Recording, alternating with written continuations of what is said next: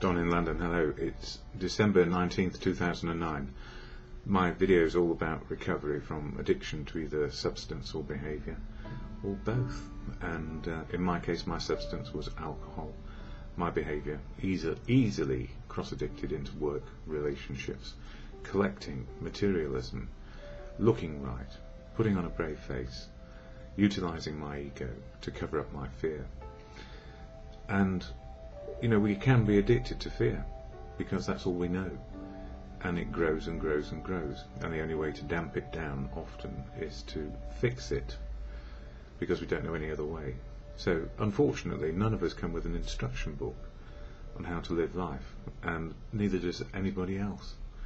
So if we don't come with an instruction book and people make mistakes or find themselves in dilemmas, what do? If we're lucky, we learn how to deal with those things, problems, situations, people, places, things, and make sense of them. Or we suppress and push things down inside us so we don't have to think about them, and that's where the brave face comes in.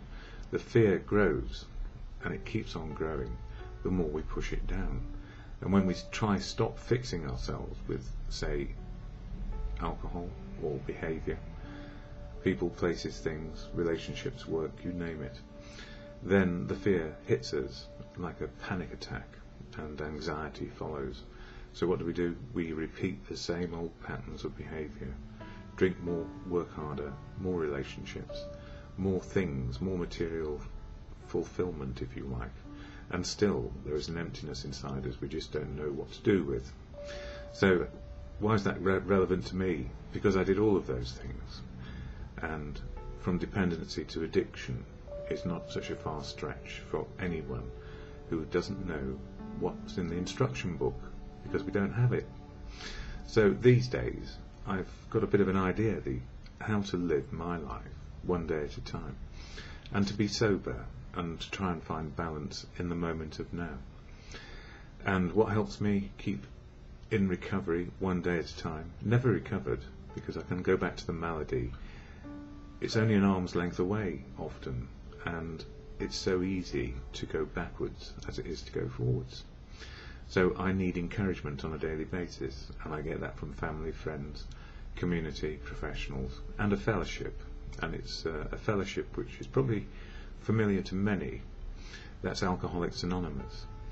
And the problem is, with AA, it's an admission that we are an alcoholic if we start to go. And then we need to find acceptance around what is our condition. That's recovery, hopefully. But if we're in the malady, the fear and everything else is still with us. And we are very, very difficult people to deal with, especially because we don't know how to sort ourselves out. So the fellowship of AA helped me sort out how to live one day at a time, and do that in a unique, authentic way. Because all the people I've met in AA so far, and that's, I don't know how many, tens of thousands probably, all are unique and authentic people on a unique, authentic path of living. And what helps us is fellowship, understanding where we're coming from, how to be ourselves. And that's very difficult because life challenges everything on a daily basis. So we need to keep on learning. And that was the thing I didn't realise. I thought if I passed the exam of being right in the eyes of others and being right when I looked in the mirror, then maybe everything would be all right. So my outlook and my appearance seemed to be okay, I guess, to me. And I felt that other people felt the same way. So for many years, 35 years of drinking, I was covering up fear. And it's easy to admit now, but if you had asked me to admit that 10 years ago, I would have told you where to go in no uncertain manner.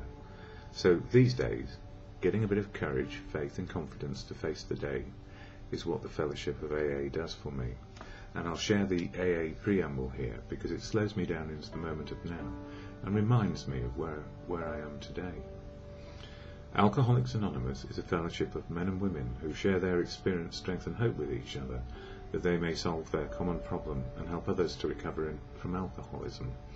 The only requirement for membership is the desire to stop drinking. There are no dues or fees for AA membership. We are self-supporting through our own contributions. AA is not allied with any sect, denomination, politics, organisation or institution. Does not wish to engage in any controversy, neither endorses nor opposes any causes. Our primary purpose is to stay sober and help other alcoholics to achieve sobriety. And the two sentences which always get me: the only requirement for membership is a desire to stop drinking. It's a desire, and it's a feeling that drinking is not for us anymore. And then it says our primary purpose at the end is to stay sober and help other alcoholics to achieve sobriety. And there are 12 steps of action along the way to change attitude and behaviour. And all 12 steps need to be understood and lived in order to do life in the moment of now. And it took me a long while to realise that I could think I knew how to live life. All those 35 years my thinking was dominant and my feelings were suppressed. And these days I acknowledge my feelings as they are happening and then put some thinking into it to see how I may respond to what is going on around me. So I've turned it around. My best thinking got me drinking and kept me so. And self-will, this thing of mastery of our own universe and everything around us, that we are completely omnipotent, well, that had to be smashed because thinking and self-will failed. What's working now is understanding my feelings as they are happening and what to do about them, and to do it in a thinking manner. So feelings come first in my understanding of how my perception works, and then I can consider with my thinking what to do. So excuse me, if I have a thought about drinking, if I have a feeling of needing a drink, and that is to take the edge off and try and feel convivial, my thinking tells me it's not such a good idea these days. And that might seem like a very simple proposition, but you know what, we always put things the wrong way round. We think we know what's going on, and then we will it so. And that can actually be quite dangerous, especially in cognitive behavioural therapy, which considers that we are able to use our willpower always to master what is going on around us. So emotional understanding is what the fellowship gives me. It's an emotional, spiritual and physical process of living life, living in the moment of now. And it's so easy to go off beam. So why is this important? I went to a meeting last night and somebody said feelings aren't real and we can think our way out. Well, actually feelings are very real. That's our first part of the process of dealing with everything we encounter through our senses. It's a feeling, and then thinking follows. So if we make the mistake of putting thinking first, we suppress yet again all those feelings that we're trying to sort out. So anyway, that's a bit about that, and I share a daily reading here from the Daily Reflections, and December's all about sharing a message. And it says for December the 19th, understanding the malady. When dealing with an alcoholic, there may be a natural annoyance that a man should be so weak, or could be so weak, stupid and irresponsible. Even when you understand the malady better, you may feel this feeling arising. Having suffered from alcoholism, I should understand the illness, but sometimes I feel annoyance, even contempt, toward a person who cannot make it to AA.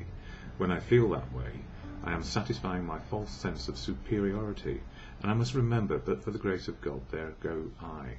Or good conscience, in fact. It's a feeling, good conscience. Anyway, to acceptance, there is a serenity prayer which helps with the can-do and can't-do of life, and it's either to God or good conscience. God, grant me the serenity to accept the things I cannot change, courage to change the things I can, and the wisdom to know the difference is, for me, just for today.